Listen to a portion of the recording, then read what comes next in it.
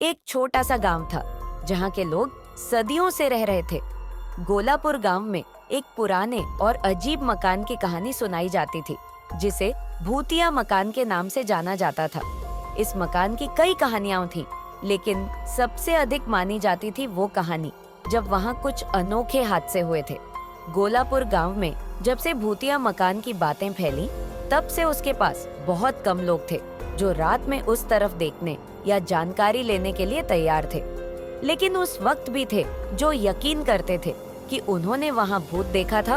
उनकी बातों में एक अलग ही ताकत थी। भूतिया मकान का नाम सुनते ही बच्चे भाग जाते थे और बड़े भी सावधानी से उसे गुजरते थे।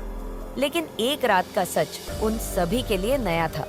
वह रात थी गोलापुर का बड़ा मेला लगा हुआ था। गांव के हर व्यक्ति मेले की धूम में शामिल थे।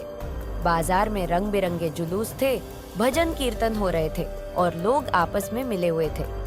सबके मन में खुशी थी और उत्साह भरा हुआ था।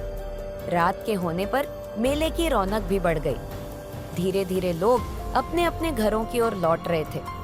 सबकी आंखों में मेले की खुशबू, रंग बिरंगी बल्लियां और मिठाइयों की यादें थीं। गोलापुर गांव में एक व्यक्ति था, नाम हरीश। हरीश भी मेले में गया था और वहां अपने मित्रों के साथ मस्ती कर रहा था। देर रात हो गई और हरीश को अपने घर की तरफ लौटना था। हरीश का घर गोलापुर गांव से थोड़ी दूरी पर था, जंगल के किनारे। उसका रास्ता उसी भूतिया मकान से गुजरता था। हरीश ने कभी भी उस मकान के पास से रात में नहीं जाया था, लेकिन इस रात उसकी खुशी और उत्साह इतना बढ़ गया था कि वह अकेले चलने को तैयार था। हरीश की राह चलती गई और धीरे धीरे उसके पास भूतिया मकान आया। रात की चुपचापी में मकान की छत और छिद्रों से आवाज आ रही थी।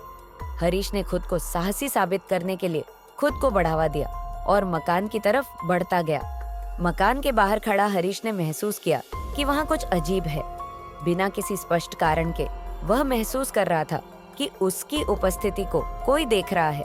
उसने आगे बढ़कर दरवाजा खोला और अंदर देखा। मकान के अंदर अंधेरा था, लेकिन हरीश के लिए बहुत सब कुछ स्पष्ट था। वह सोचने लगा कि क्या वह सही था या गलत, लेकिन उसकी जिज्ञासा उसे अंदर खींच रही थी। मकान के भीतर से आवाज सुनाई दी, कुछ अनजाने स्वर